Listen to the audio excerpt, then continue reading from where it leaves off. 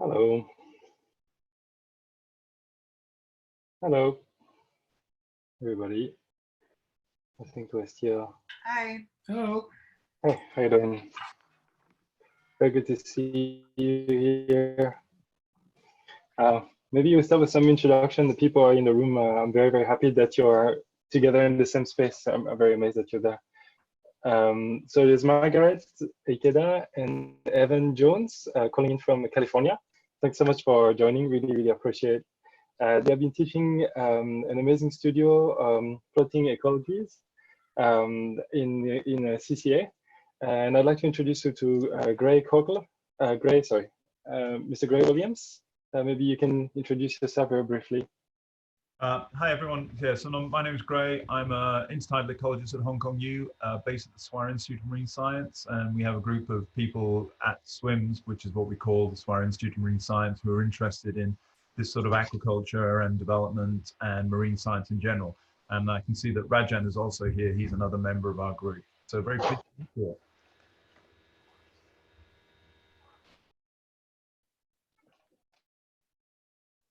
Rajan, would you like Hi. short introduction? Hi, nice meeting to you. As Professor Gray was telling, we are from SWIMS, Swire Institute of Marine Science. I'm particularly interested in experiential learning.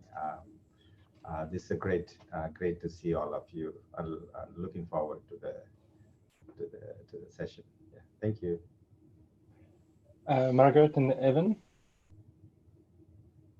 Hi, Evan and I are instructors and an architecture department at California College of the Arts in San Francisco. And we've been working on a program we call Buoyant Ecologies. So since 2014, we have been developing architecture on ocean water, generally near coasts, first within the San Francisco Bay, and then the last 3 years speculatively in the Maldives. But we were able to visit the Maldives last summer, so we now have some, this last fall, we partnered with the Maldivian National University Architecture undergraduate studio. So our studio and their studio collaborated by, was it Zoom? I think it was Google Hangout. It was Skype actually, but so that was it was a preview to how we all will be working, I think. And then we also co-direct the Architectural Ecologies lab there and have done a couple of prototypes in the Bay, one of which is called the Float Lab. It's a floating breakwater experiment, essentially.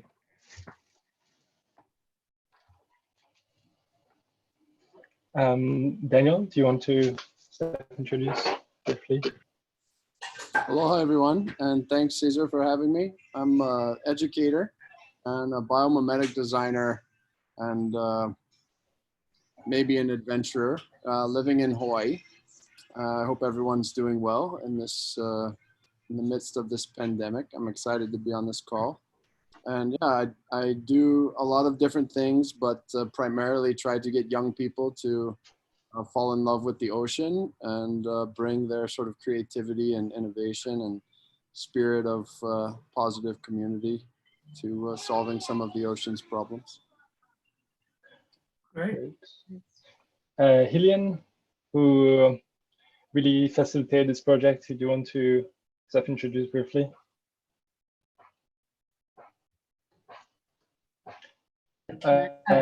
Yeah, hi, thanks. Yeah, so I'm in the process of funding for a cleaner ocean. So our effort to try to support marine innovation project. So this is how I connected with Cesars, and I'm very interested in floating labs, and so I just want to learn more.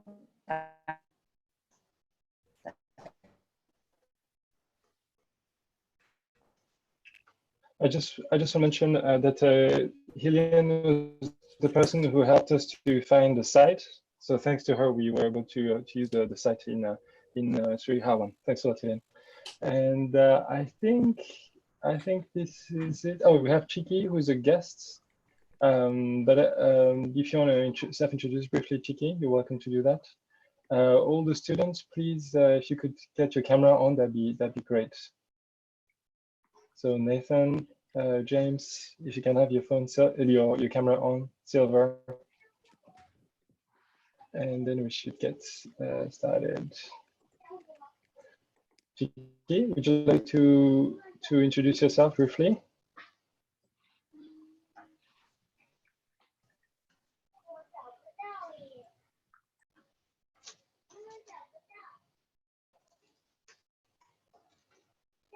Chiki, or okay, the other person in the room that are our guests. Okay, I think everybody else is going to be. Hi, Okay. I'm sorry. I thought it was Yui that was reaching out to. No So, hi, my name is Chiki. I'm the CEO of Makerbay, and I would also call myself an educator. And I'm particularly interested in this program because I've seen what you've done from the design stage, and it's really exciting to actually see it come to life. So please go ahead. Thank you so much. Okay, I think the other people who are in the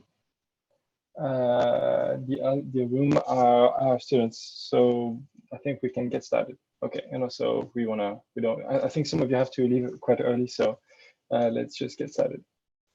Okay, so I'm going to give a very quick introduction of the course because I think most of you already know about it, so I won't do it too long. Okay, so here is the introduction. Okay, so this is the final class or the final session for this studio, this architecture studio for the students of HKU. And so, the theme is that the population is growing, the pressure on the ocean is growing, the pollution on the ocean is also predicted to grow. And so there's a lot of proposition to build those floating cities, but we don't really understand what's going to be the impact of those floating cities or this expansion of humankind on the ocean. So what we want to do is to build a platform to understand what will be the impact of ocean pollution or just having more and more people living on the sea. So we want to make a small platform for experimenting rather than a whole city. We also happen to have members, we have a working group at the University of Hong Kong, HKU, called the ORA, Ocean Research Alliance. It's a new group. And the goal of this group is to put together basically an interdisciplinary group of researchers to make proposition and improve the state of the sea. The students focus on different areas and different stakeholders. So some focus on serving the interest of ocean scientists. Some of them represent the interest of fishermen. We also have Hillian, I guess, that works with the interest of the kite surfers. So we looked at the different perspective of ocean stakeholders and trying to propose architecture model for that. The whole process was an open innovation process. So we got a lot of influence from outside. Thanks to your feedback along the process, we've narrowed it down to propose a design that we're going to present to you today. We work remotely using a concept board to discuss and kind of assemble and consolidate a design. And so I hope it's now rendered. Yes, it is. And I'd like to show you a 5 minutes video of our platform. So this is the video. I would like to know if you will be able to hear the sound. So I'm just gonna play it. Are you able to hear the sound of this? If I play it? No? Okay. I can't hear it. Yeah. You can hear it? I can't hear it, Cesar. No. Okay, I'm gonna try again. Maybe if I play just in QuickTime, I'm gonna quit other application that may make the computer slow. Sorry about this. Okay, here.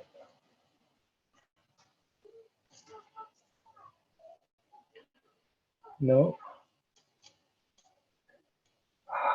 We don't even see. I'm very sorry. Yeah, I don't think it's actually playing, Cesar. The count is still on 0. What's going on? Okay. Huh. Maybe what would be faster? How could I? It's so frustrating. It's right here. Maybe if I upload it on YouTube. how could I? It should be playing. If I, it should be playing. I don't understand. Maybe if I reduce the size, maybe it's the sheer. Maybe it's just the size of the file. I'm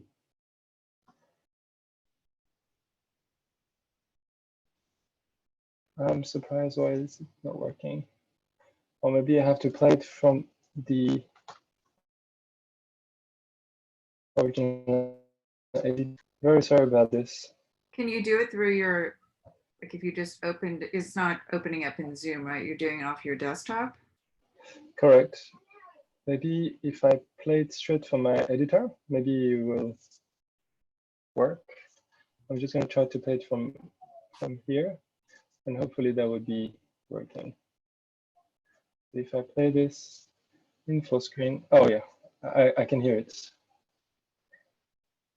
And if I play it in full screen, We cannot see the full screen.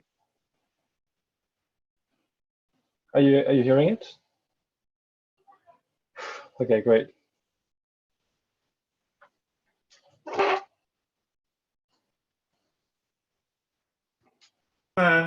If you set the output to from QuickTime to or through your computer to maybe the speakers instead of your headphones, it might work. And it's very laggy. It's slow. It's slug. It's like it's frame by frame almost. I see. Maybe I will go to the living room, and I'm just gonna walk next to the modem. All Zoom meetings. Sorry about this. Okay, and maybe if I get really close to the modem, maybe there'll be a better. Maybe after you upload it to the Google Drive, you just send out the link, and we can just play it ourselves. Yeah, exactly. So that's what I'm doing on YouTube. So the idea is that if it can be on YouTube, maybe you will be able to play without any lag. Okay, it's actually already on YouTube, so I could send you the link just now. So that there'll be no. It's almost updated, 62% updated. Okay, I'll try to play it here one more time, and then if it's not working well.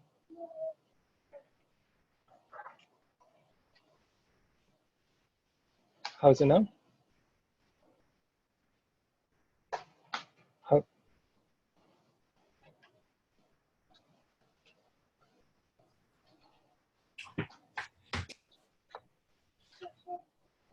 Is it bearable, or is this too bad? The quality is too bad. Oh, we don't hear anything, and I don't know if there's sound right now, but we don't hear anything. Okay, so I think it's going to take maybe 2 minutes to process. So I'm sorry about this. I thought that. Do you know how I can output my sound from my presentation to you guys? I think if you just set the output to your speakers, maybe instead of the headphones. Same as microphone. Same as system. Yeah. Okay. The speaker should be built-in output here. Share screen.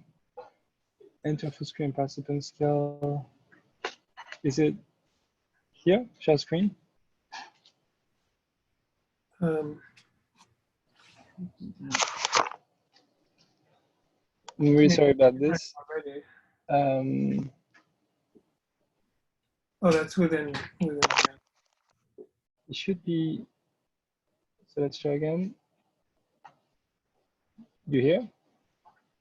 So maybe I just turn off my headset. Yeah, try turning off your headset. Exactly. Yeah. It's probably defaulting to your headset. Yeah. Oh, that sounds. Marine. Yeah. Yeah. Okay, Yes. I'm gonna do that. Okay, perfect. Sorry about this. Okay, so I'll play now in full screen, and hopefully it'll be good enough. The Floating Marine Laboratory Studio. Master of Architecture, University of Hong Kong. The parts of the ocean that are the most damaged by overfishing and water pollution tend to be the least equipped to perform ocean science. The coastal population lacks infrastructure to understand the environment, take necessary action, and innovate to transform challenges into opportunities. Ocean research vessels are expensive, take a long time to build, and typically have a huge environmental footprint.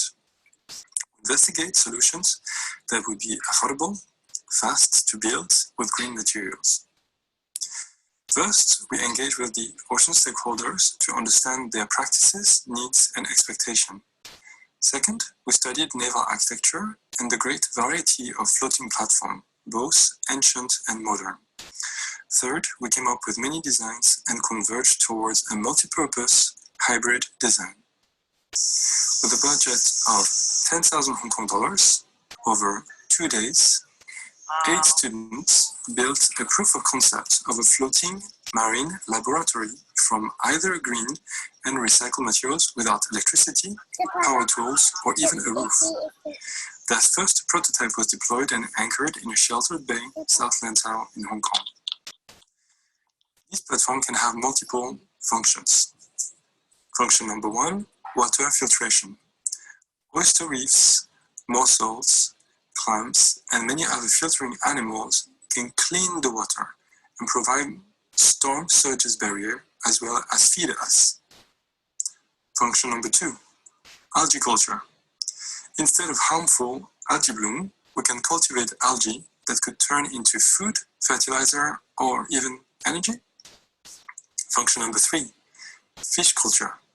Some fish are pretty tolerant of nutrient-rich water. Could we farm such fish? Function number 4, plastic debris collection. Plastic waste in water and on the beach is pervasive. Could such structure be a convenient point of collection and sorting? Function number 5, environmental data collection and streaming. To understand the interaction of weather, water chemistry, and biology, it is important to record and share data. Could we capture this data and stream it online? Function number 6, education, STEAM, open science, citizens, or community science. Any project is successful because of the people. A great way to engage with the community beyond research is education and public participation in the research programs. Could we design the activities so the local and international community can take part into the program of the platform? The platform turned out to be very stable and modular, making it easy to increase the capacity and adapt to the functions of the need and the people of the place. This particular proof of concept could be delivered by boats and anchored in shallow water. A stronger, better sheltered version could be developed to be used in the open sea. It is important to mention that this is a maritime architecture project that is entirely open source, so anyone can join, criticize, and contribute and improve on our GitHub repository. The bigger picture is this. In 2020, 40% of the world population, which is 7.6 billion, lives within 100 kilometers from the coast, generally in cities. By 2100, the end of the century, 85% of the world population, which will be 11 billion, will live in cities, the majority of which in proximity of the coast. Hong Kong alone has hundreds of unused fish farms, and many other coastal communities could also benefit from such infrastructure.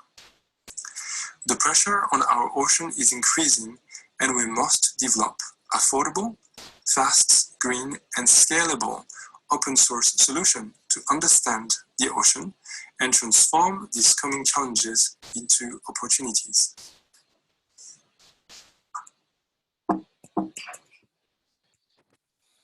So, sorry about the technical glitch, but that's the presentation. I wanted to keep it really short, and the students have prepared a question, because what happens is when you do research like this in experimentation, it just opens to more questions. And so before even you would ask your question and your reactions, the students have their own questions. So I don't want to speak anymore. I would like the students to basically engage in discussion with you, the experts and practitioners.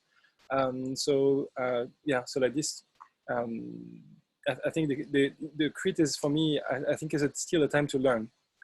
So I let the first student to ask the question. So Jessica, what is your question? So my question is, obviously our platform design currently is very open and it's not sheltered. So in what ways can we kind of improve our platform against like harsh weather conditions like typhoons in Hong Kong? Is there any, like what are your suggestion for that? Thank you.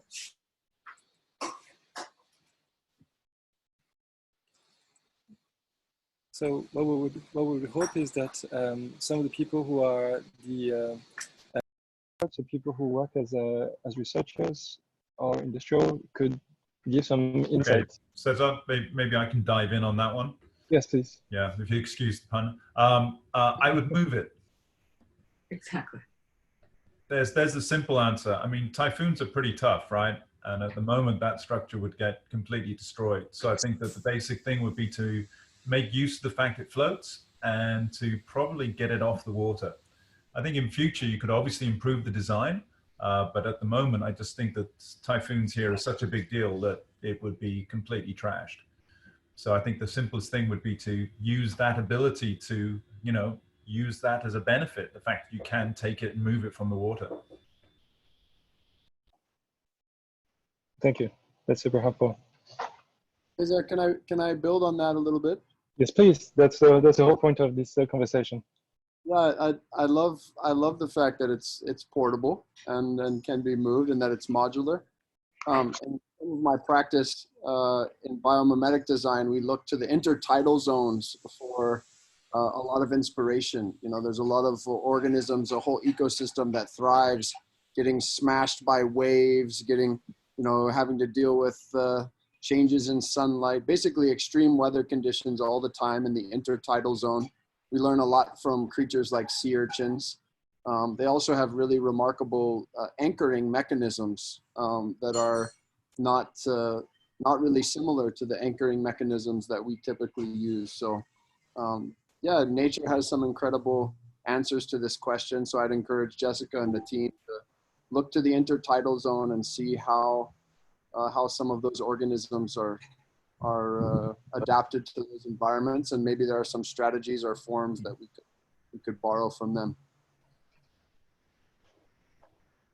The other suggestion maybe, I was teaching a course last year for Algae Culture.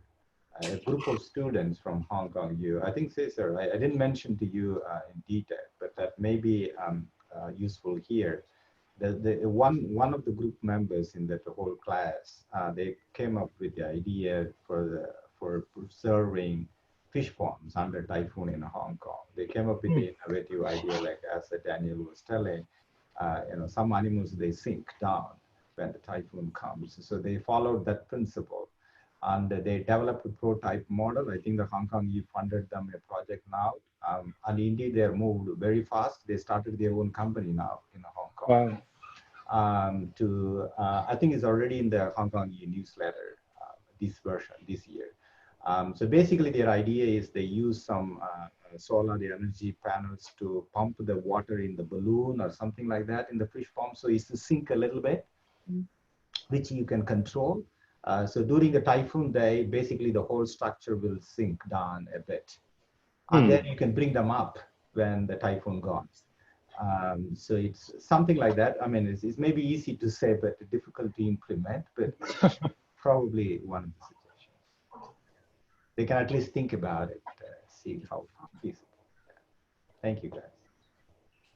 And I would also agree that looking at the intertidal, because everything there is more of a shell, you know, like it's a surface structure as opposed to right angle sort of.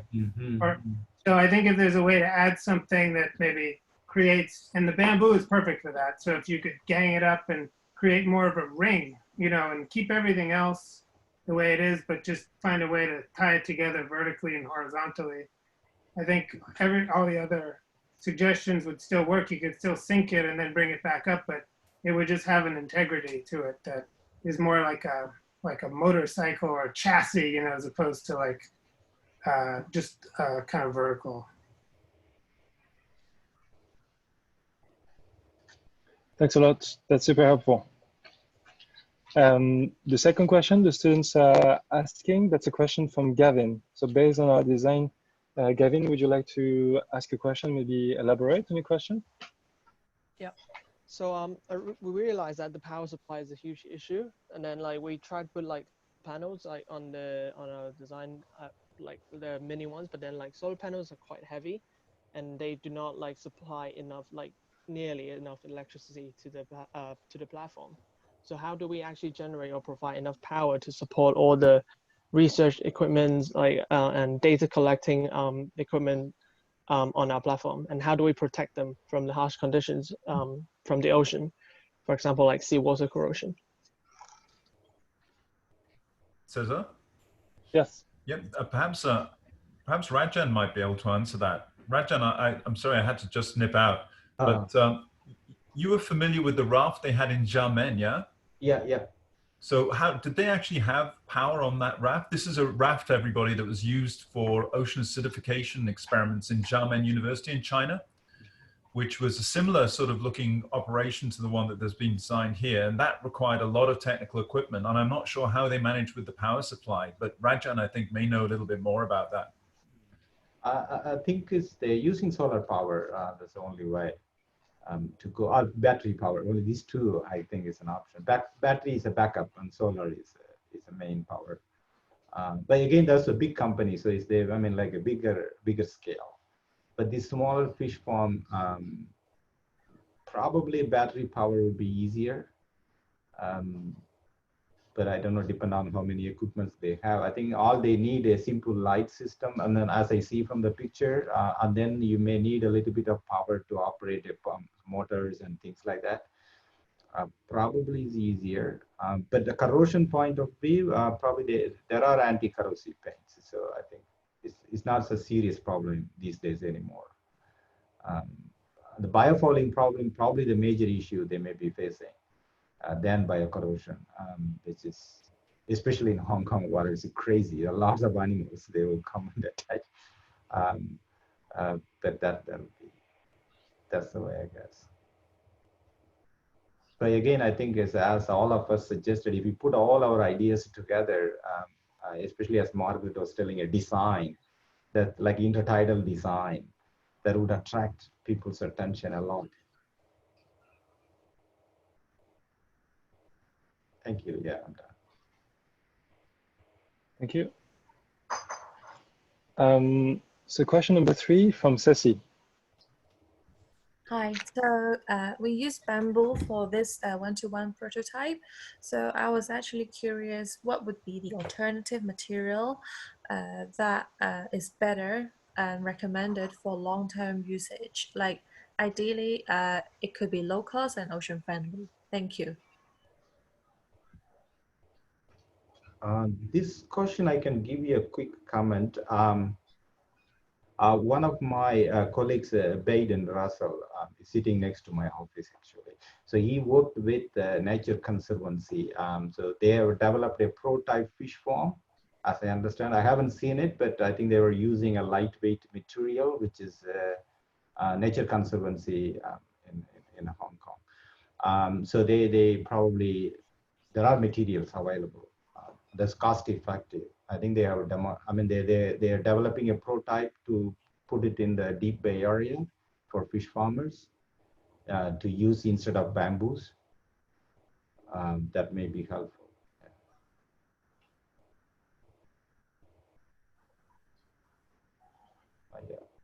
I think it meant, yeah, it's his collaborative work with Nature Conservancy. So I don't know whether he has in his webpage or not. But you guys can talk to him.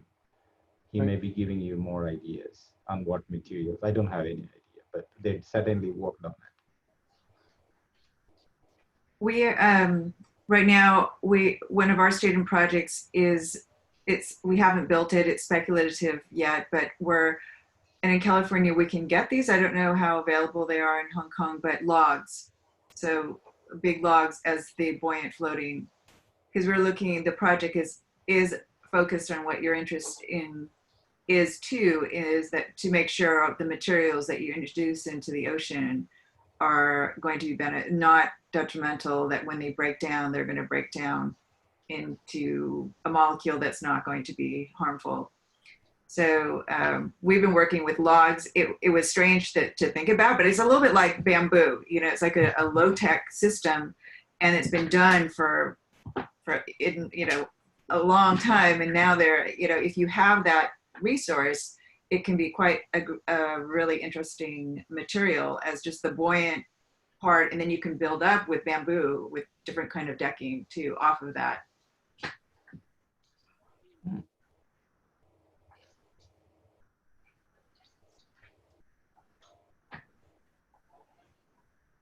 The next question is by Oswin. Oh, that's the So my question was, hello? Yeah. Yes, Yes. we can hear. Okay. So my question was basically, I'd like to ask if there's any alternative kind of floating materials we can use to support the platform, because it seems like for a lot of rafts that's used in Hong Kong as well as ours is using plastic, but is there a way to kind of avoid using plastic? Thank you. Yeah, I think the log idea is probably the best one for that scale.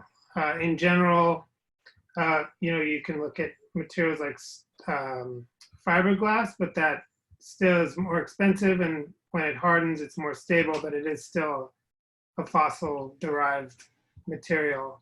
The larger houseboats that we have in California are floating on kind of hollow concrete shells. So you can do a lot even with a cheap material like concrete if you can create something airtight, something that'll create buoyancy. So maybe maybe we can also now get the student the question, sorry, from you guys as well. The students have some initial question. Maybe we can kind of alternate. It could be a question from the audience and then the question from the students, like this, to have a two-way discussion. So what would be your first reaction from seeing the platform and the initial question that you have? Perhaps I apologize for jumping in. I actually need to leave in a moment. I went through the early stages where we had the designs of the platforms, and this one seems not as innovative as the actual designs that you presented. I wonder if there was a reason for that. I guess building was the major reason, but I really liked the other designs, actually. I thought they were much more innovative. Was this simply a sort of a more realistic option? Yeah, I think there were two major things who kind of radically changed the design in the end. First thing was basically the budget, and secondly also the ability to build it within like 2-3 days, which basically narrowed it down by quite a big amount to I big game in the understand end. that, Max. Yeah, I think it makes good sense given the short time frame you were on. I think you've achieved a lot within those 2 days. Actually, it's pretty impressive. Yeah. It was great to see it floating. I guess that must have been a high point to actually see it going up there. So yeah, I understand that. But I still think, thinking about that, the original design is, in the future is probably the way to go. That was really quite cool. Yeah, I totally agree. The idea is that this is the first year we are hosting the studio, and now we have a developed relationship with you. We would love next year to start where we stopped with this studio. Means that my thinking of the next year's studio is that we start by building a structure, and a simple structure, similar to the one that we have today. And then the students would go and elaborate something more complex. They would serve also a long-term purpose. So hopefully we can get more budget, but also we can really build a structure that Rajan or Gray or other researcher, ocean scientists could actually use this platform. So we build a platform, and then during a semester, and then the next semester the ocean scientists could use that platform for actual research. That might be really cool, Cesar, because if you remember, one of the things we discussed as well was focusing on, one or two aspects that the platform would service, and that might allow that focus to make it sort of a more challenged, directed sort of final function, which would be really quite nice. So that would be really cool to sort of build on from this and then go on to the next stage. That would be really neat. Exactly. We just wanted here to prove that architecture students in 2 days can build something simple. So if we have 6 months and we work with the ocean centers and local communities, like we could do something more complex and actually do science on it. Yeah. And I think if you took some lessons from the way you built it, the lashing, the way you doubled up members. I mean, you can think of it as like the beginning of a basket. If you're trying to think about how you might strengthen it, or if you had 3 times as much bamboo, what could you do? I think you could start to build upon with the lessons from this and just say, okay, let's get something maybe the same size with twice as much material. Could we make it 10 times stronger? I think there are sort of trade-offs that you can start to analyze. I really like that point. I think that point's really good, because also maybe you could involve indigenous fishermen with this and actually ask them their opinion and build in a cultural aspect. That would be really neat as well. Yes. Also, one of the things that we have done this year that I hope we can really improve next year is that the site that we used was an intertidal site with a very shallow waterline. So actually the videos that you see, we've taken them so it looks like the platform is quite far in the water.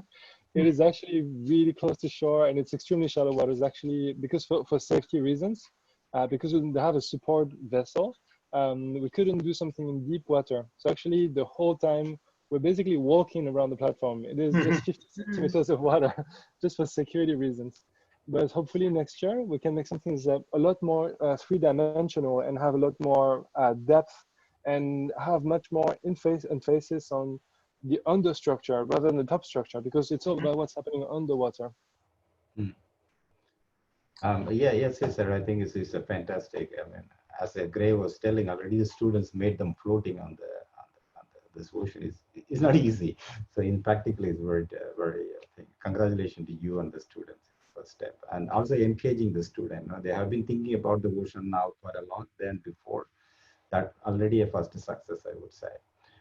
Certainly, I would suggest them to do 2 things. Again, as Margaret or Gray was telling, engage them, the local fishermen. They have been building the float fish farms all the time in their life, so they may be enjoying interacting with the students, giving ideas and take the ideas from the students. That will be very thing. And also, they can link their project with the institute on the land. Like the Swimsuary Institute of Marine Science. Then they know what is there in the land and what is different from the floating lab, and then how they can connect these two.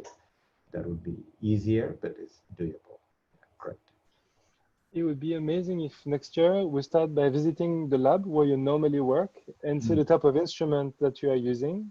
So like this, we could see, is it realistic or even useful to bring those instruments on the water? I think that would be a really important step for us. This year was very short, so we didn't have this relationship with you guys. But now that you also see what our intention, then I think we can work more together. Okay. So I have a question. I don't know if it's possible to ask the students and they can answer, but maybe something I can throw out is I'm just curious.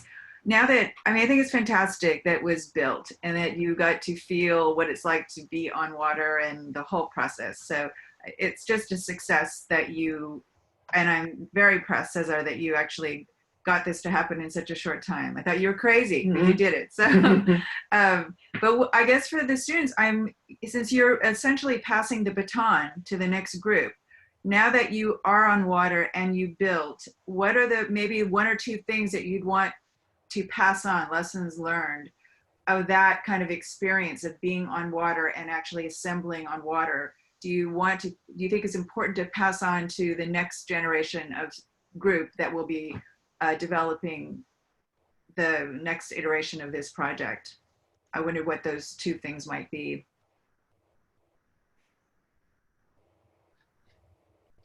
I think firstly, important if you want to carry the structure, because we had to carry it quite far into the water because it's so shallow.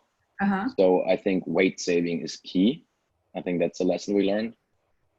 And also, what part did you do the whole thing on land and then you carried the whole thing on water? So we basically built the base, all the base frame, and yeah, just carried the floors separately because they were too heavy. And then just now in the video you could see that basically we carried the whole frame, which was very, very exhausting. So, and also when it comes to flotation, it makes things easier if you're weight saving. And also if you build like structures up, we haven't thought too much about triangulation, which we had it then to add later.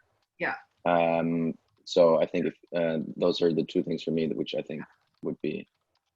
And what about when you were on the water? Like what are some of the properties of buoyancy and being on the water that you can't really know until you're actually out there, that you would pass on to the next group of students? So I think in the beginning we thought it's an issue that it's like shearing a little bit and it's not super stiff, but when it was on the water, I thought it was actually good, because when the waves were coming through, it was kind of reacting towards the wave. And I think if we would make it too stiff, it might break. Right. So I thought that was something that we were concerned in the beginning, but then quite happy in the end.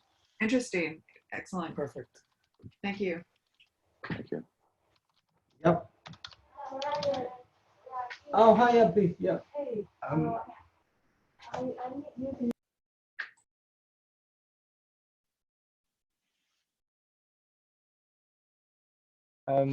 So do the students who would like to ask more questions, and we can alternate the questions from the students. I know that there's a lot in the slideshow, so I'm sure that you guys have a lot of questions. It can be anybody. I don't want to choose. You guys can, if there's a burning question that you have, please come forward. You have a panel of experts, so it's really lucky time.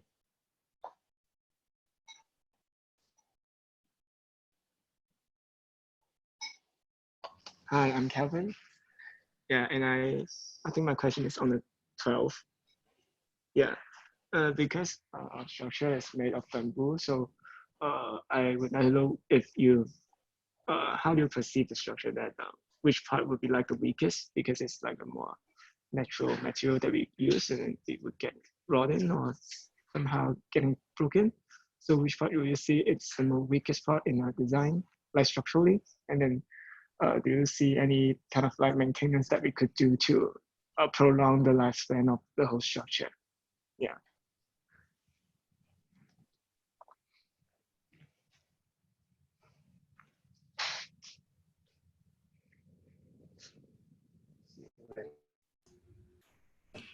So I think maybe, Kelvin, the way of thinking about this, I think a number of people have mentioned this, is that this was a prototype.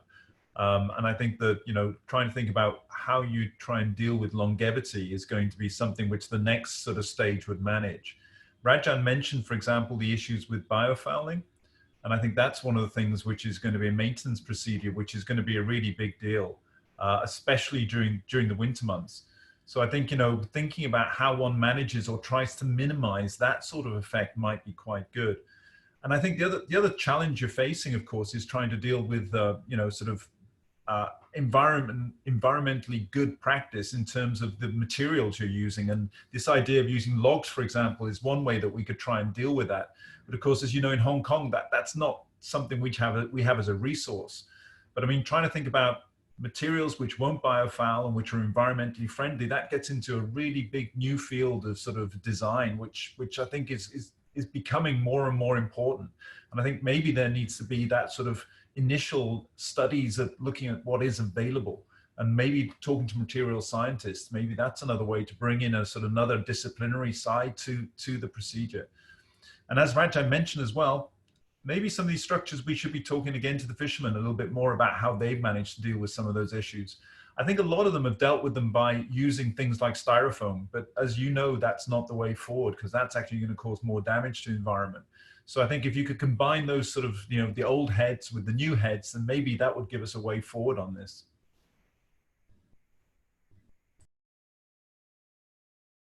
Yeah, I think if you think about moving onto the water right now, a lot of the pollution in the water comes from anti-fouling materials, paints, coatings, things like tar and creosote on wood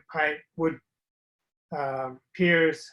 So that is, I think, a critical issue to address, is not putting anything into the water. Like, styrofoam is more of a microplastic type of problem that becomes systemic, but then there's also toxic paints that become more like chemical pollutants that get into the water. So I think that biofiling aspect certainly shouldn't be looking at chemical solutions.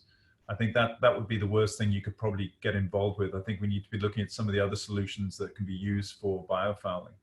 I think that's a really big issue to try and think about.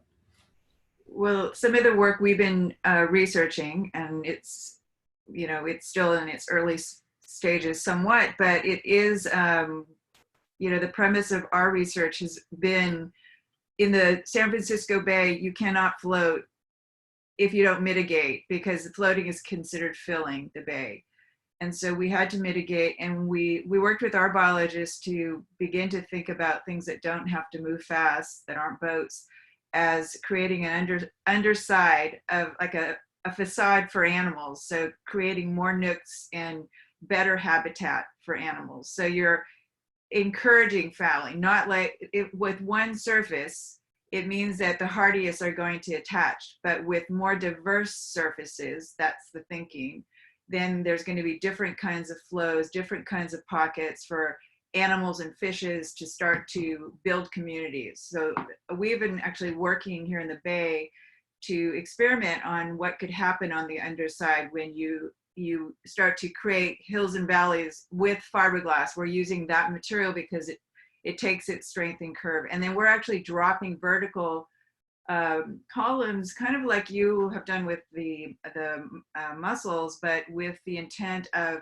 what we found was they were creating these fouling communities and then bridging over and creating sponge, very quickly creating sponge-like, the invertebrates would cross over between the columns and create this sponge-like rectangle. That's when we realized, oh, we might be onto something in terms of wave dissipation. So that's what we're researching right now in the Bay, trying to work with, you know, not thinking of biofouling as fouling in a negative way.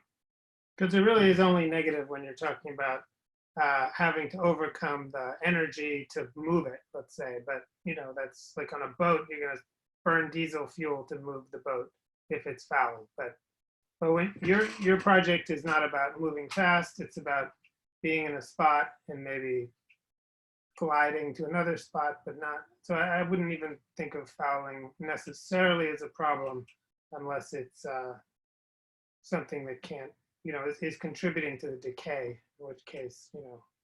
Or the functioning of machinery, that's always a problem too, yeah, because it will foul. Yeah. I mean, anything in the water will foul. So you're going to have to find some way to work with it. So that's the challenge. Right.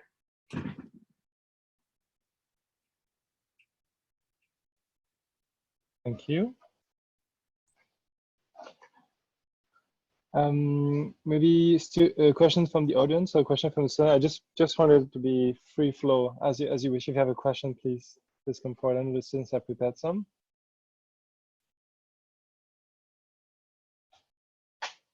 Hello. Yes. I think my question is question 7. Yeah. As the starting point, we want to do experiment on that platform, but we found that it's a hard question on how to make an isolated environment for different experiment groups, like in the OpenSea for comparison purpose, but also they are engaged in the real-time sea environment at the same time.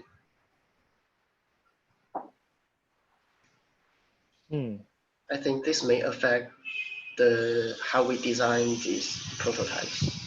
So maybe I'll clarify, because the background of this is, correct me if I'm wrong, is that we want to do some experiments about, say, biofouling. We want to do some experiments about algae, about fish, and all those experiments are pretty different. And what you are worried is that if you put those experiments next to each other, is that they're going to cross-contaminate. And then we won't be able to really get the value of any of them because all of them are so near to each other. Is that your that's your concern, right?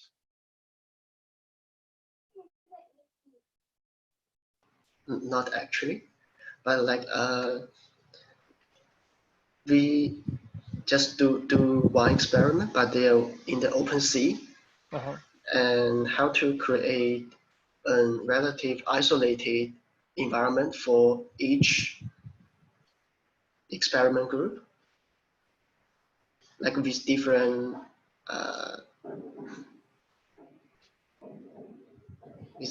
situation in each group. I put them in the open sea. Okay. So anybody would like to take that question?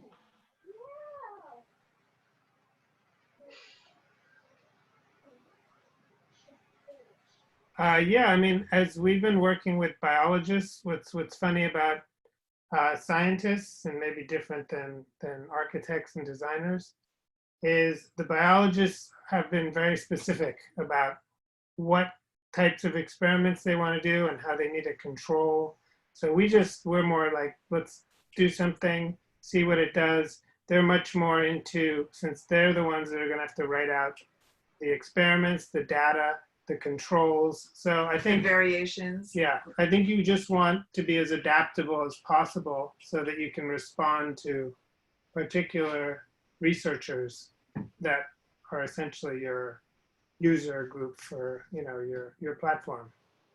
So I think it's Yeah, I think actually engaging them, now that you didn't have enough time to engage everyone, you were just busy designing, and you engaged somewhat, but in their next iteration, or even developing this one, is working with the scientists. How would it be a better experiment depending on each system that you're introducing? And there are many systems, but as architects, one thing you do know how to do or encouraged to do is trying to find those overlaps where you're integrating. I mean, some systems need to be very distinct and separate, but some can actually reinforce each other. So finding the ones that reinforce and finding the ones that need to be distinct starts to, just as an experiment, you can sort of create just a spreadsheet, even where there might be overlaps, where one might be able to actually benefit the other. So your plastic, if you can catch plastic and debris before it reaches certain farming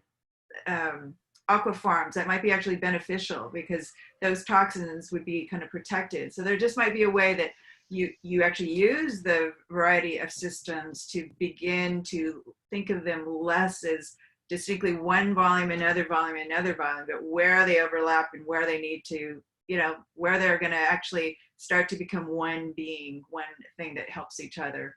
So that's probably not anything you could know right now. You had to do everything first. Now for all of you, since I don't know, will these students be going on to the next step with you, or is it a new set of students? What I would love to do is definitely re-invite next year. I think a lot of the students, they still have one more year to go. So what I would love to do is next year, when the next studio runs, I would love to invite some of them, like what you said, to pass the baton and then to share what they have learned, because I think they have learned a lot, and we don't want to repeat the same learning. Ideally, we want to stand on the shoulders of giants. Yeah. And even if you don't go on with Cesar, I think the questions are, a smart question is much more valuable. So you can ask these questions after the fact, and then begin to speculate what the next things might be. So in your portfolio, to have this project and then to be asking questions, through those questions, sketching out the next stage would be an amazing offering to the next group, but also for yourself, because it means that you really are processing lessons learned and understanding how this kind of prototype there are just experiences you will never get without making things like this, that you can now take that experience and put it into another set of sketches that then you could be your final kind of contribution to the project.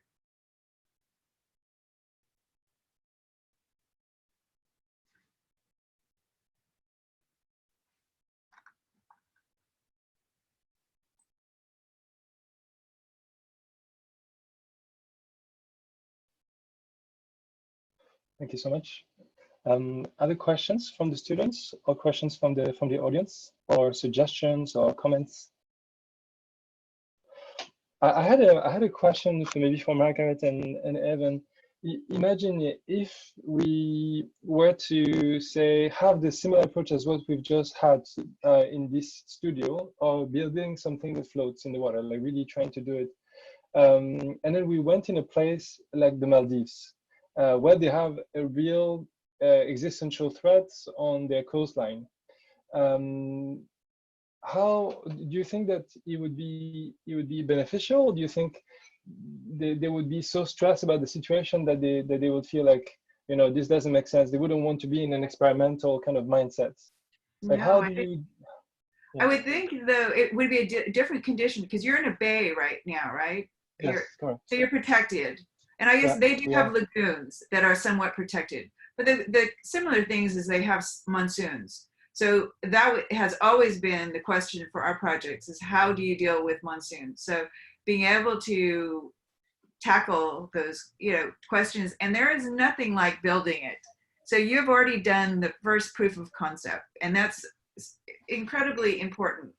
And failures are just as important as the successes, because you learn through the failures or things that are weak points, what you have to do next. I mean, that's how evolution, I mean, that's how we evolve as a species anyway. So I think the more prototyping you have, the more validity your projects have in the world, no matter where you take it, whether it be anywhere in Southeast Asia, where there are the same kinds of concerns. Food scarcity is going to be big everywhere. And with, you know, that tackling that, and then the plastic problem, they seem very different, but they're not, because these fish, these plankton, and then us, we eat these plastics, they compromise our immune system. And then we're all more susceptible to disease, including the animals. So these things that seem very distinct are really all part of one big cycle. So, you know, just keep on speculating, and to me, keep on making. And the fact that you have a university that was okay with you making and putting it on the water and having students be on the water, it makes sense that it would have to be shallow. I think that's a good first step. We don't go out we never throw babies deep into the ocean either. You know, we take first baby steps. We go, you know, we go on the shore, we go 3 feet, and then we push out farther. So I think you're taking the right steps. So what will happen actually? What happens to this lab? What is the like 1 year? Oh, yeah. Will it be in the water for a year? Will it be maintained by students? What's the? So for this structure that we have built with the students, we're going to take it down to tomorrow. So actually in 12 hours, it will no longer exist. So okay, that was a short. Yeah, but the idea is that was that this year we built a proof of concept, and then hopefully next year we can get a permission from the AFCD, which is the Ministry of the Environment, who delivers a permission to put any experiment in the water. So what I'll have to do is to go to them and tell them, look, we have the students and we have this research question. Can we get a permission for this site? And then if we can get that permission, then number two, if we can get a bit of a bigger budget, I don't think it's going to be huge. Like this whole installation, including transport, was less than 1,300 USD. So it was really low budget, I think, for the studio. But if, let's say, if we can have the 10,000 USD next year, then I think we can build something with durable material. And then hopefully then you can stay for 6 months, at least maybe 1 year, so that the next generation could see. And every year we can build and improve the version or upgrade the existing one. There's so much promise with bamboo, though. I would not. I just think the way, you know, that's a resource that you have people that know how to work with bamboo. So not just students, but engaging people that put together scaffolds or whatever. You know, it's such an amazing, versatile material. And one of our students just speculated, you know, that maybe the hull the hull itself might be made with fiberglass. So if you made a basket out of bamboo, that the underside might need to be something stronger, like a fiberglass hull of a boat. But everything else is, the bamboo, and so you just start working with different materials for longevity. And so I think there's a lot of promise in bamboo. And if I were in Hong Kong, I'd be definitely pushing. I mean, I think it's very exciting for your students and definitely for you. But I would definitely, no, I think bamboo is the worst, actually. If I'm going to be critical, it's probably the worst in trying to make it like a framing, right? You've got to use the fact that either the younger bamboo you can bend, or that you can use its tensile strength and to be able to create, well, maybe but I like the comment that it was good that it rocked, but you can only take so much rocking until will just collapse. So, but I think there's ways to really experiment, to maybe work more with those connections with bamboo that could give you a lot of flexibility. So I was really excited when I saw bamboo in your presentation, because I don't think that was there a month ago. I think it was, I don't know what the material was, but it wasn't clear to me it was bamboo. So I think that's that was a really exciting part to me to see that. Yeah, it has some incredible properties, and I think it's just a matter of protecting it maybe from just some of the corrosion. I think it was Sri Lanka where they used salt, or there was some treatment they used on it just to preserve it on coastal conditions that our student researched. But so I do think it's a useful material. We will definitely look into this. Into that for next year, before next year, because I think if we have to do the corrosion test, then we should do them now and see how they look in the year. Yeah, exactly. I'd like to ask a question which is kind of piggybacking on your question to Philippe. Philippe, do you hear us? Philippe Couture, do you hear us? So Philippe CHK, I don't know if he's hearing us. If you're not hearing us, you hear us, Philippe? I can see that you unmuted your mic. Okay. Yes. So the question I have for you is that precisely you're about to embark on an adventure. So you are muted right now, so we don't hear you. So you're about to embark on an adventure of living in the Philippines, and you're interested in developing a conservation project over there. So when you see this platform today, do you think it's something of the like that can be implemented? Or so one question is about the method. How would you work with the local tribe in the Philippines? Is the first question. Two, about the design. Do you think that the design will be fundamentally different than the one that we have currently, or how different would you imagine it would be? You need to activate your microphone. Yeah, you hear me? Yes, okay. We can hear you now. Yeah. I agree with the fact that the bamboo is one of the best material because it goes very fast. And when it comes to longevity, I was tempted to intervene before, but we have to maybe consider longevity under another angle, which is what actually happening in Mindoro where I am. Longevity is not about the longevity of the material of the structures. The longevity depends on the use of the community. It's like the bridge. You probably heard about this bridge in South America. That is the longest lasting bridge because the community are actually using it. They are made of grasses, and it's been here for hundreds of years and probably will be still there when the Brooklyn Bridge will collapse. And because the use of the community make the longevity of the structures. And I think as living things, we are, the organs should be following the functions, and function is about the community functions. So it's very important to integrate the fact that it's not only scientists coming once in a while, but we definitely have to engage the community.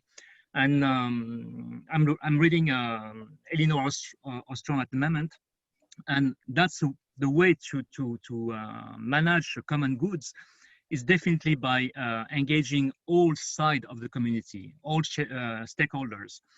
So it's very important. It's for longevity, for pertinence of the things, to have the stakeholders involved very, very deeply on the research and conservation of the projects.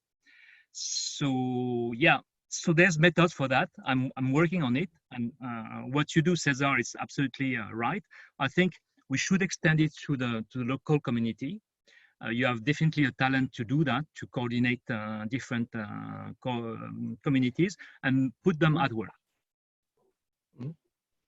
Would you get the students to build it, or would you get the students to build it for the local community, or would you get the students to sort of design and get the community to build it?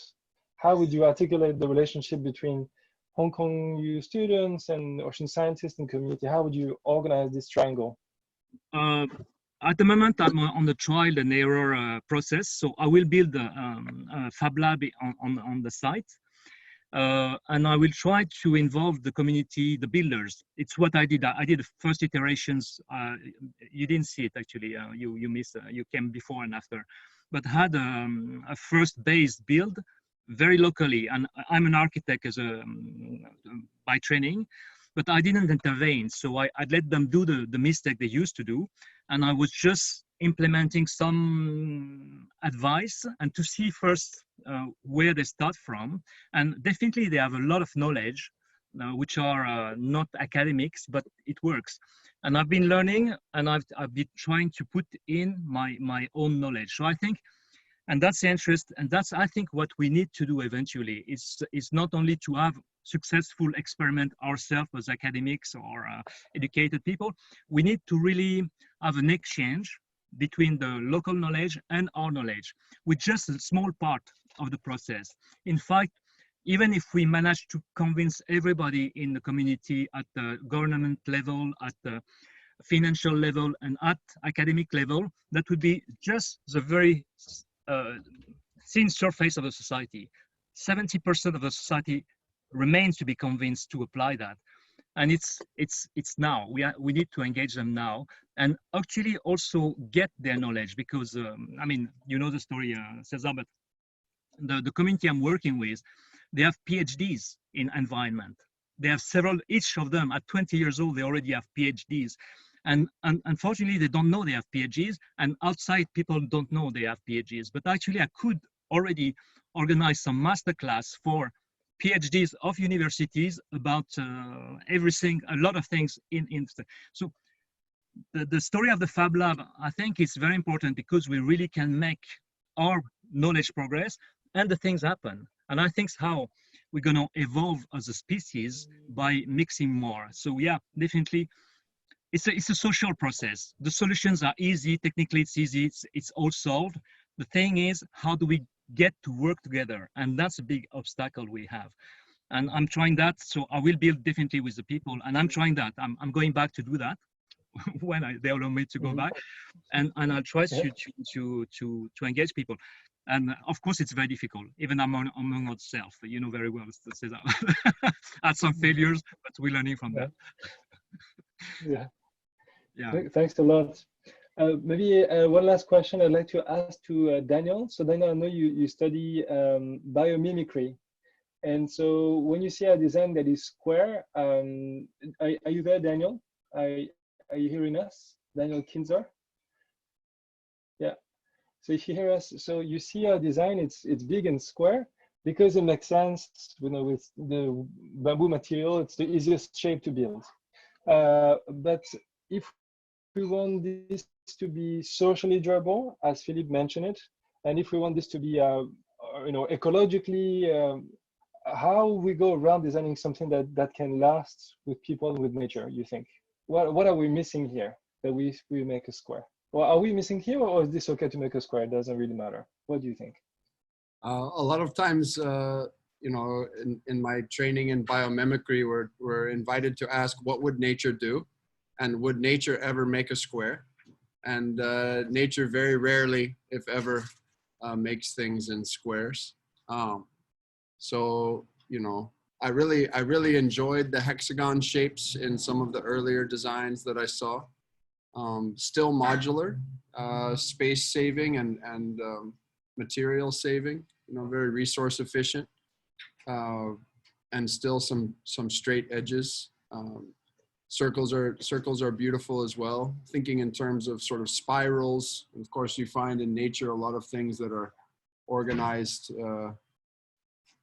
using the golden ratio, the sort of Fibonacci sequence. So there are some design elements there that I think we could draw on biophilic design and biomimicry to create structures that are strong and resilient and more ecologically in tune. And then I would invite us, natural environments are also more complex, sometimes appear even chaotic, not so rigidly structured. That's something that modern human communities have become infatuated with. But it doesn't have to look always perfectly symmetrical. It doesn't always have to look, in a way that fits the nice containers that we think in. So yeah, I think it would be interesting to think in some alternative shapes and forms, and try to create balance through maximizing diversity of shapes and forms and of community participation. I think that element, diversity in design, I really liked the comment earlier, I think it was from Margaret, that was talking about the work and to actually create habitat, right, for multiple different creatures by creating surfaces that were, little miniature ecosystems and habitats on the bottom of some of their architecture, marine architecture. And so I think, yeah, that's not thinking of biofouling necessarily as fouling in the negative sense, but how do we invite life in? What shapes, what forms really invite life in, both human life from the community and also all other forms of life. So that's something to think about for sure. It's a good question. I like what you say, how do we invite life in? That's just a great place that's just something to ponder in everything that we do. Works above the water and below. Yeah, very good. That's right. Thanks a lot to your input. That's super valuable. Maybe I'd like to have the closing like feelings from the student. Like, how do you guys feel? This is the end of the program. Last 5 minutes, and then we'll close the session. How do you feel about this program? About having participated in this program? I'd love to hear the students as closing. So I feel like a part which I think could be improved for next time is because I think there's quite a big gap between what we did in the end and what we initially designed. So I think it would be nice for next time to try to keep that closer together. Either be more realistic in the first place or try to kind of develop more. But I think this is also is a budget and time constraint to that this semester. But I think like the last half an hour yesterday where we're sitting on the floating island was basically, I think, worth all the hard work we did before. So I think that was very rewarding and very nice. And also, yeah, I think I enjoyed the last 2 days, even though it was hard work, but it was a nice change for having all Zoom classes all the time. So I'm quite happy that we actually built it in the end. And then it also floated, because in the first day we were not even sure if we're going to make it and if it's going to float. And then I was just really, really happy yesterday, actually. Thanks a lot. Somebody else, some other students want to share? Maybe 2 more students can share how they feel about the course and just themselves and what they've achieved. I am Maxwell, and I feel really great to actually see our design actually float in the end, and we were really happy, and then we actually celebrate on the floating marine prototype there. And often people actually said that architects often are pretty alienated from their design. Like the design is actually quite alienated from the things that is actually built, but we actually build it and make it with our own hand, which we were really happy. And I feel like for the future developments, seems like I kind of agree with Max. Maybe we can do it more like in the first place on site, and then test with even the oyster farming or fish farming on the prototype, and that will actually be quite successful in experimenting on the prototype directly, which and this studio inspired me a lot on the awareness towards the oceanic life and the oceanic problem, like the ocean debris kind of thing, which I feel like I will be engaging in more related activities concerned about the ocean as well. Thanks. Thank you. I would love to hear from a student that was not able to be there physically, because we had 8 students that came physically to build, but because of the coronavirus, actually another part of the class could not come in person because they're stuck in another country. I'd love to hear how they feel it came out, because they have not seen the structure themselves. They have just seen it through the movie I just showed you. So maybe a student that was not there in person, like how do you feel your classmate have performed, or what did you expect to see, or do you feel frustrated, or do you feel happy with what you're seeing?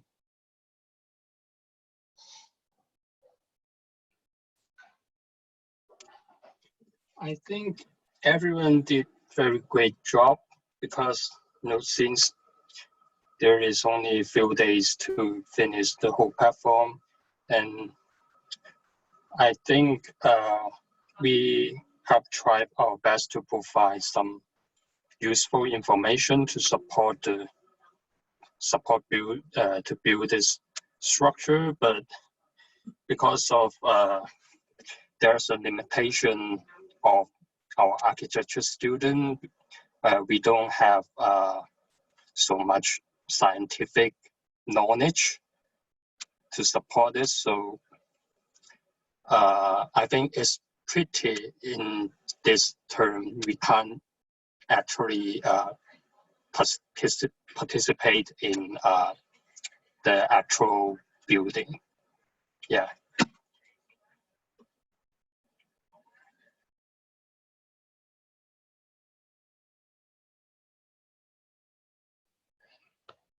Okay, so that was the last feedback from the students. I would really want to thank everybody, Margaret, Hillian, Evan, Philippe, Daniel, all the external people, Wouter, I can see, Chiki who's here, all the people who are from outside of our program that have been really spending a lot of time with us, coming regularly to give us feedback. That has been really an amazing journey for us to learn from your expertise, and we're just really grateful for your time and investment in the project. We feel really, really grateful for that. Thank you for sharing it with us. Thank you to the students for sharing your work. It's been a pleasure. And I hope that we can find a way as well to return the favor in some way. Definitely. Is there a way that we can return the favor?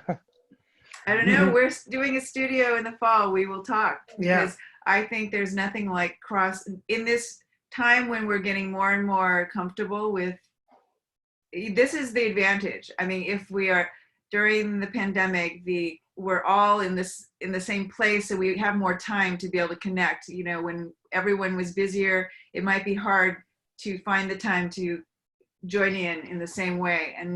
And this will be carrying on at least for the next year or so in different forms. And so we would love it if somehow we can find some simple ways of alignment with our studio and your students. I think that kind of cross-pollination would be really nice for our students, and hopefully nice for your students as well.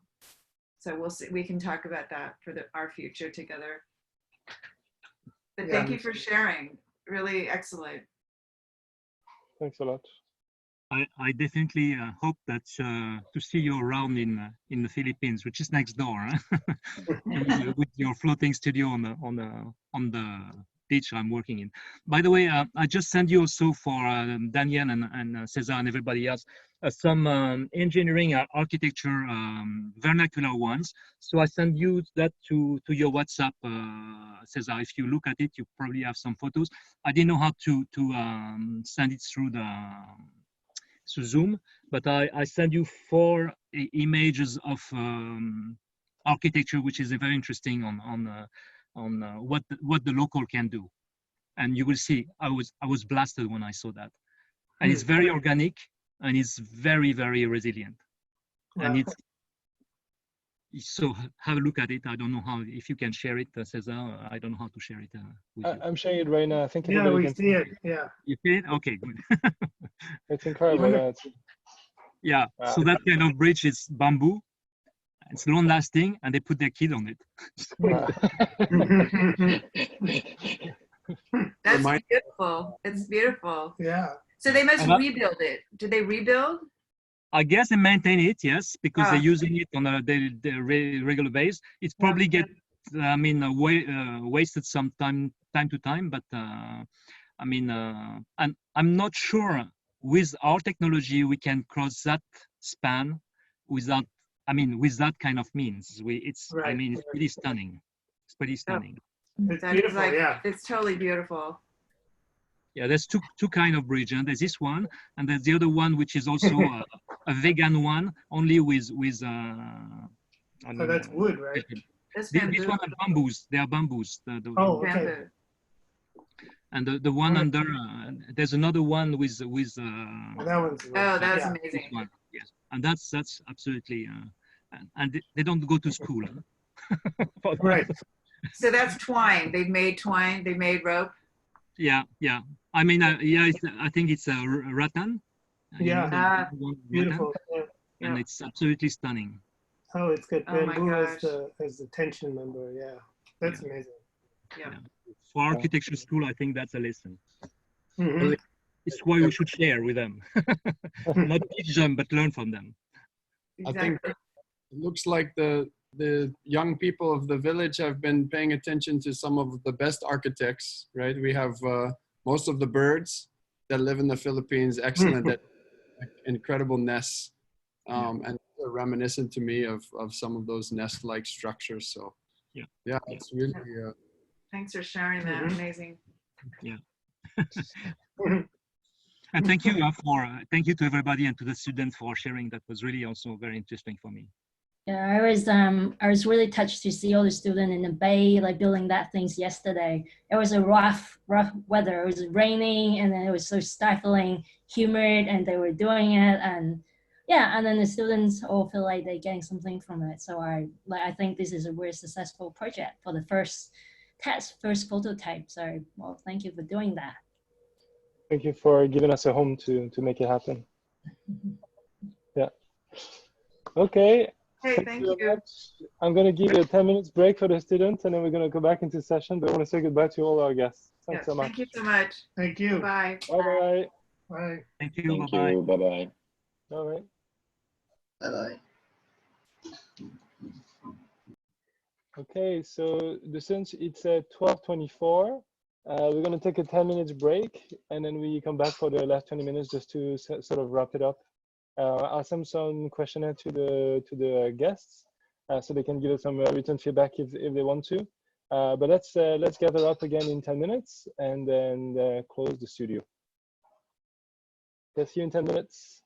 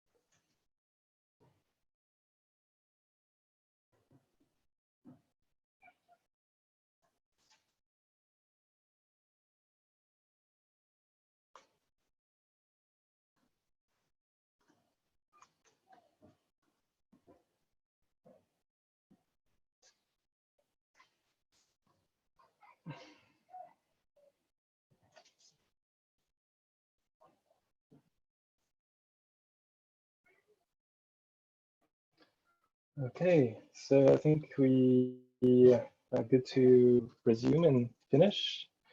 Is everybody here? Okay, I think pretty much we have 12 people.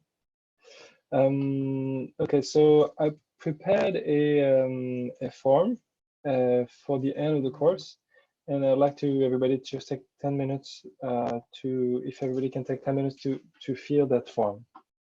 If you could take 10 minutes now. Because I think if we send the form after the course, then usually we have like 10% people respond. So I like to take 10 minutes during the course. If you can fill this form, that'd be fantastic. If you can fill this.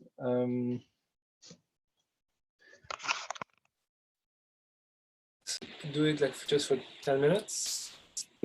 So it's 12:36. So let's say 12:46. You want to look for. Everybody can access the form. It's going to ask you your email, and then there's a few questions, which are very straightforward questions, I think.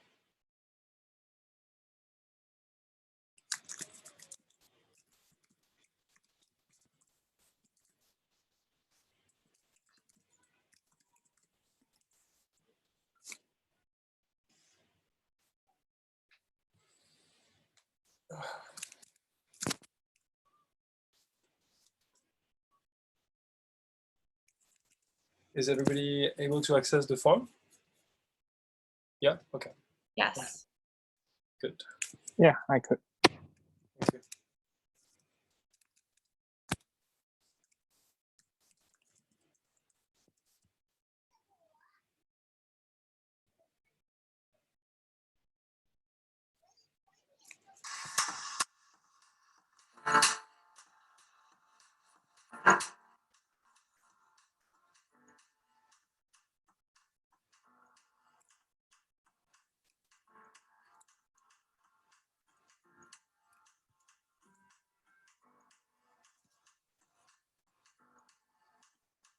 Why don't you just let go and quiet down your ego?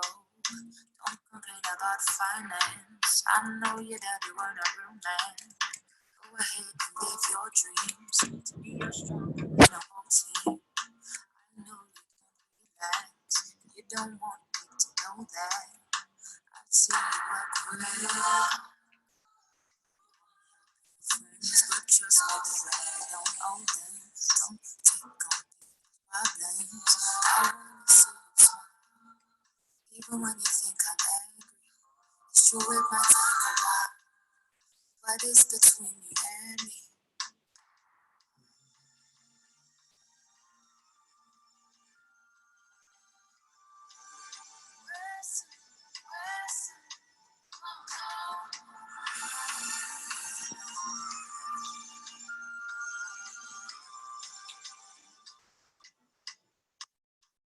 I know you check my text. Don't you worry about my ex. I'm active on his line, but I'll never reply. Remember on the weekend, I said I'll make some changes. You said to do the same thing. I don't wanna fight my king. I heard you when it was weak. You caught me on my knees. Don't pressure me for some kids, and I won't pressure you for my dreams. I know it's not but we gotta do things right. Sometimes I still doubt myself, but at least now I love myself.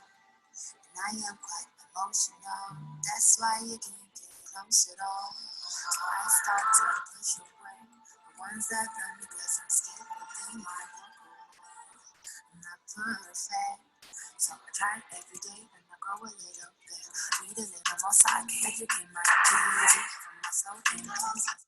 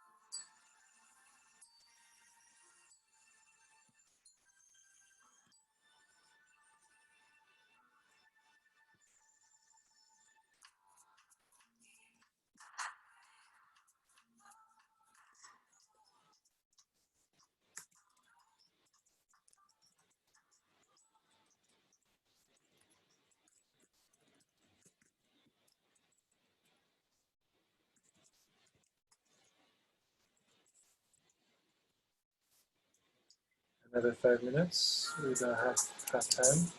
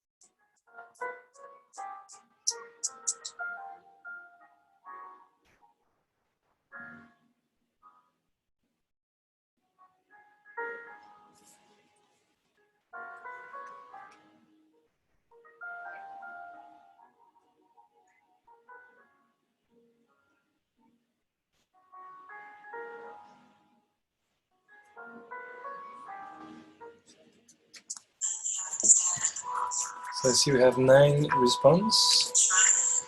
I think we're almost there. 1, 2, 3, 4, 6, 7, 1, 2, 3, 4, 5, 6, 9, 10, 11, 12, 13.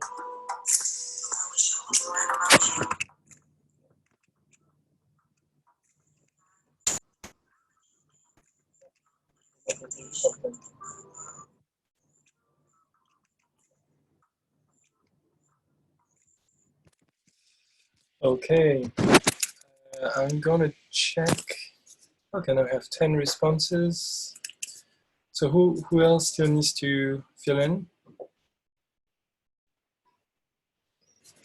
So I'm gonna share my screen so you can all see the sort of result.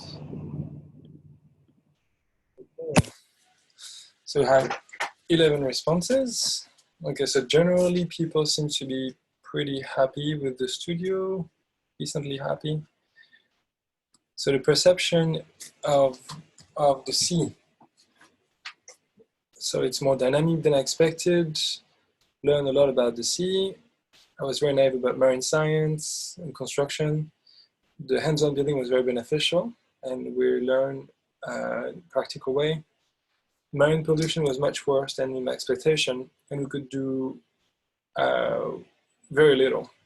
But the experimentation is helpful for educational purpose and promotes oceans. I thought the sea, oh, sorry. I thought I was sharing my screen, sorry.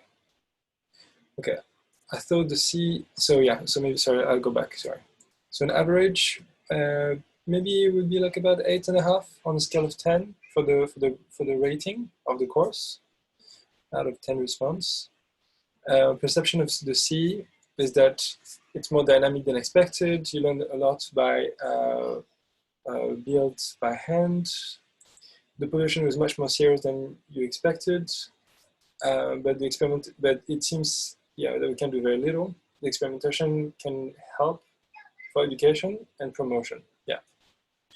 I thought the sea was only for conservation marine life, and we can live friendly with the sea. Yes, and I think people really underestimate the financial potential for the sea as well, like how many jobs and opportunities there are for us, and there's a lot of opportunities in all these problems. Experience the water, the ocean, and the real problems with water and person. Great. Knowing more about the process people inhabit of the sea by constructing structures. The whole Earth environment is changing rapidly. We need to do something to step forward to make changes. Mm-hmm.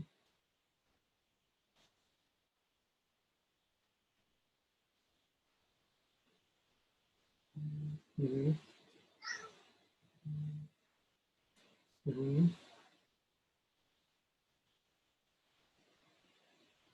Oops. The sea is facing.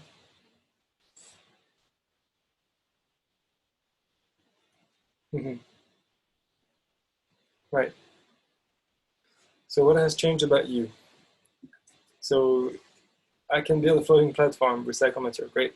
I've never done any sort of hard manual labor before. It was extremely eye-opening, rewarding to build a one-to-one scale. One builds. So maybe I'll comment on this one. So because I come from not architecture, but I come from design. In design, it's normal to build a scale 1-to-1. And so for me, since I've been teaching architecture, I sometimes get a little bit frustrated that we don't build a real thing and we just build a model. So so maybe it comes also from my practice. For me, it's normal to be scale 1. So I was very excited that you guys were willing to engage with that and that you went with that flow. So I'm super grateful that you are engaging to this. The other part is actually my father has been teaching in architectural school for 36 years. So he's been teaching architectural school for almost of his adult life. And so as a kid, I had a lot of my father's interns as friends, or they were coming for the summer to the internship in my father's studio. And my father is not an architect. My father is a sculptor. He makes monumental sculpture out of stone and everything, metal, wood. And so I have seen architects who have come through the internship with my father And I have seen them being really changed by doing an internship with my father. When they came, they were like, well, designing all this complicated structure. And my father would say, well, now you have to build it. And then they would start to build it. And then they would completely change their designs because they would just realize, oh my gosh, like carrying all this stone and putting all this concrete was so expensive, it was so heavy and so hard work that a lot of these architects that took the internship with my father then became, quite a few of them became really good architects in the sense that they were more mindful of materials, they were more mindful of the environments, they made structures that were easier and safer to build. So for example, like a counterexample would be, there was a building that was designed by Zaha Hadid, and it's a stadium in Qatar. And I thought last time I visited it in Doha, they were up to more than 20 people died on the construction site because the architect was really not paying attention of like how we're going to actually build that thing. And I think once you have taken the pain of building something yourself, then you design things in a very, very different way. And especially for a hostile environment like the ocean, you have to deal with tides and wind and rain, then suddenly you are so much more aware of all of this. So I think if you guys are going to become architect, I think you're going to become much better architects now because you've dealt with all these this trouble.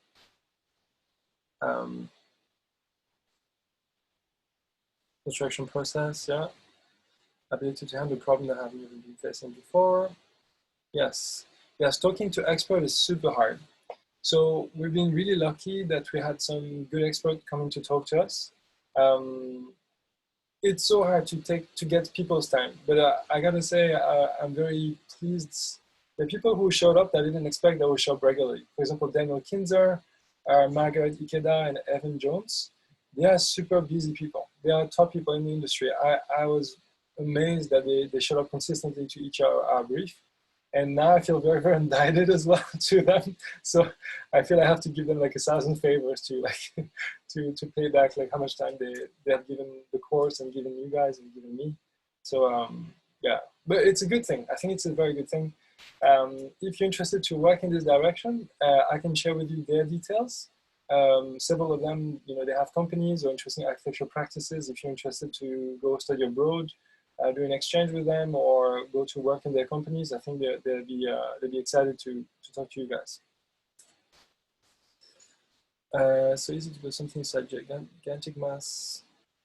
Yes.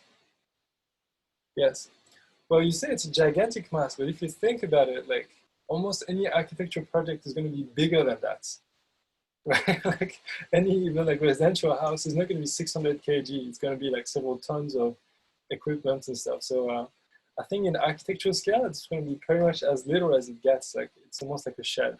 So, but already the amount of effort it takes is big. So,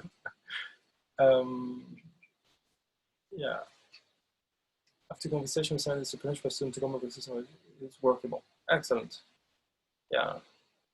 Yes. So the thing that Philippe said, that it's not about the architecture, it's about the people and making it useful for them. For me, it was a big slap in the face, but at the same time, I have to admit, I think he's right. And for me, in a way, it's painful to admit that, because I like to think as a designer, as an architect, like I can make a really good design and hey, I've solved the problem. But I think he's got a point, is that even if, no matter how good the design is, if people don't use it, don't love it, they're not going to use it. And so it's just going to fall in disrepair and it'll be useless. And it's painful for me because I like to believe that we have this magical power that we could like problem solve. But I have to admit that I think he's right. And if we don't engage our stakeholders as architects or as designers, it's not going to go very far. So it's frustrating to admit that reality, but I think we have to keep that in mind. Okay, enjoy is different and fun. Concern. Right. Yes, innovation, method, and fun hierarchy. Yeah. I was very happy how it turned out. I think for distance course, I'm trying to think of a way we could make it even more interactive. Do you have a suggestion? How could we make it even more interactive, do you think? Is there a way that we can make it even more interactive and more innovative? Yeah, I feel like given the situation with the online teaching, I think it's hard to make it even more than we already did. Because it's, if everybody shares all the time and then we all need to get feedback, and it becomes kind of this giant structure, which is kind of hard to handle. But I feel like if you would meet in person, I think that would already boost that the possibility of like being even more innovative, because the feedback is just way more direct. Right. So I feel like the way of open innovation, also kind of clustering down into like a final design, was nice. But I feel like we kind of missed some like change going into like reality. Right. Because basically the structure we designed it last weekend, more or less. So I feel like if we would have started the process earlier, getting into reality, we might have been able to pull off maybe something more elaborate. Okay. Yeah. Very good. Yeah, I think that's the same as this one, the consistency from design to model building. I think that's what's lacking most. Control structure right at the beginning. Yeah. You guys, I mean, this is the first time we run the studio, so you sort of having the guinea pig of that studio. And thank you so much for joining in and being so willing.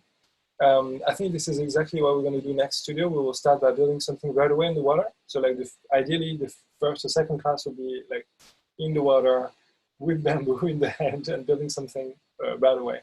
Maybe not the full size prototype, but small scale prototype with people. And very quickly going to see the marine lab of Gray and Rajan, maybe seeing some of their sites as well, so we could see the type of instrumentation that they have.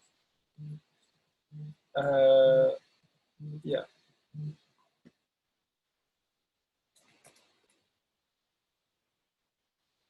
Yeah.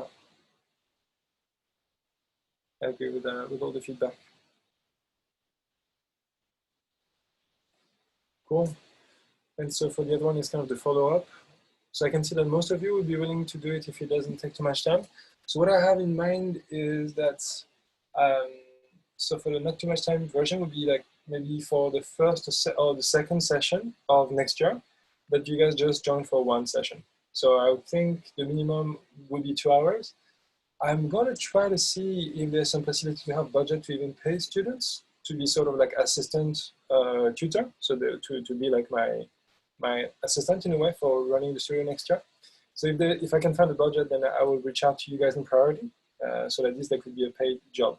So I think like if it's just 2 hours coming to talk to the students of the next generation, that'll be on the volunteer basis, and so you just see it. But I will also try to see if I can secure some budget for students' further involvement. Yeah. So that's gonna be not next semester, but next year, right? I believe so. But then that will be the end of your studies, right? That will be towards your graduation time. That might be tough. Yeah, it's basically thesis semester, yes. Yeah, I think it'll be tough. I will definitely offer it. I mean, out of fairness, and because I think a lot of you have done a good job. So it's in my interest as well to reach out to you, because I think that you would know already a lot of the process. Yeah, I think that's about it. So just for clarity, so I have to grade this second part of the project. This is a group project. I know some of you may feel like some people didn't show up, or but also it was very difficult because some people were working remotely, some people were really working, hands-on, and feel like they have sweated, they have calluses on their fingers, and maybe it feels a little bit unfair, like, oh, how is this going to be evaluated? But I think that's going to be true for every group project. So yeah. Also, I wanted to keep. I have so I'll evaluate basically as a group. So there'll be your final grade will be a mix of your first assessment, and this will be the second assessment, and be an average of the group work. So I'll probably reach out to Gray probably, and Baker and Rajan, and a few other people, and I'll sort of debrief with them. and I will grade based on their feedback and also of my own impression. And I will give you a written feedback for the overall team. So that's for the grades, if you care about that. I don't, personally, for me, it's not so super important, but I think it is important in academia. I have one question, my final question, and then I'll let you go. It's time. I think this project is super cool. Personally, I feel this way. But I would like to also make sure that you get a lot out of it in terms of your portfolio. So I think when you're going to go next year, at the end of next year or mid of next year, you're going to go apply for jobs and stuff. And I want to make sure that you get the best portfolio material out of this course.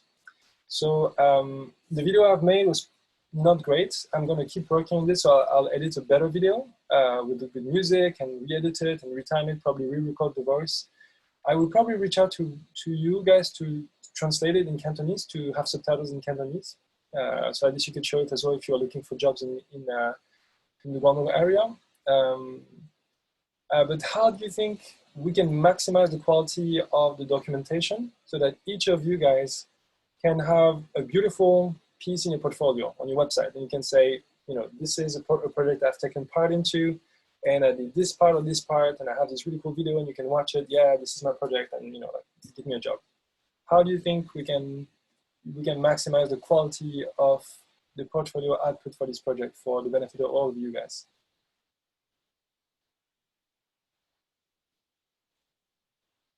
How would you even feature this collective, this work? Some of it is your personal work, so you can have your personal drawing, and some of it is the collective work. What is the best way you think to put this into your portfolio?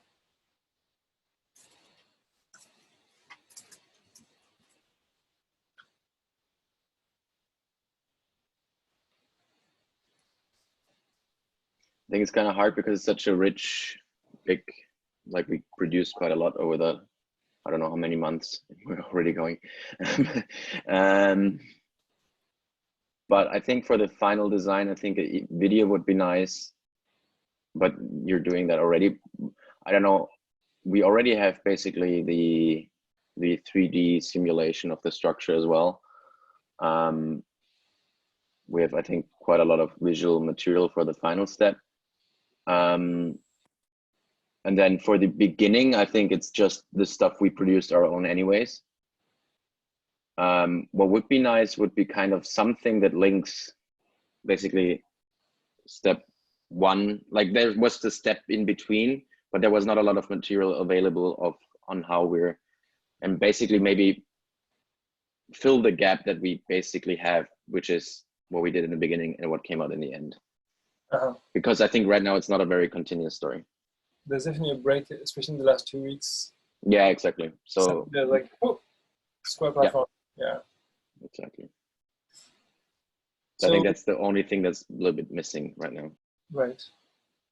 So let me ask randomly to somebody in the room. Let's say, Jess, how would you feature this project in your portfolio? Like, what image would you show? Would you show technical drawings? Would you show video? Would you put some text that you have written? I think I would use my own like design, and then I'll showcase like the exact progress of how we went from the individual one to the merged one by the group, and then to the bigger one, and then the prototype. Like that's how I would show it, because my personal portfolio's like a PDF, so I don't think I would use the video as much because I don't have a website or anything like that. But yeah. Yeah, that's cool. So you would show it in a chronological order. So you would show like first initial like hand drawing. Yeah, I think that would be the best way to show like the progression of the entire project. And that'd be 1 page or 2 pages? How many pages do you think you present this? Is it like a 1 page with a lot of stuff going on, or do you think it'll be like several pages of your portfolio? For my personal, like the work portfolio that I made before, I usually do like A4 double, like portrait A4 double pages. So like 2 spreads for one project. 2 spreads.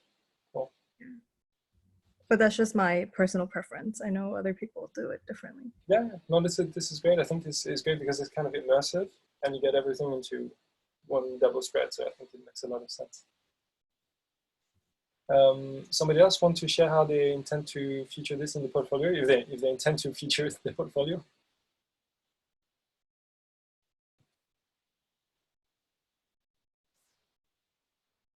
I guess maybe because right now, overall, we have the research work and then we showcase our individual design and development, which using GitHub was already a really good open source, which we can all access and showcase to the public already. So I was wondering, like, what is the actual, like, maybe like, is it, I don't know, maybe it feels a bit redundant to like just submit another portfolio because we already have the work showcased so well on the GitHub. So I feel that even for the portfolio, we just kind of like copy and paste the work we already did rather than, yeah. Right. I mean, for the course, what I intend to do is that hopefully next year, the next batch of students can actually build on the same wiki that you guys have started building. So I think what I might spend some time doing is to clean up the wiki.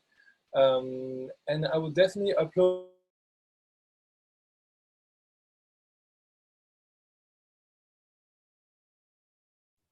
Hello? I think you're frozen. Hello? Well, we don't need to.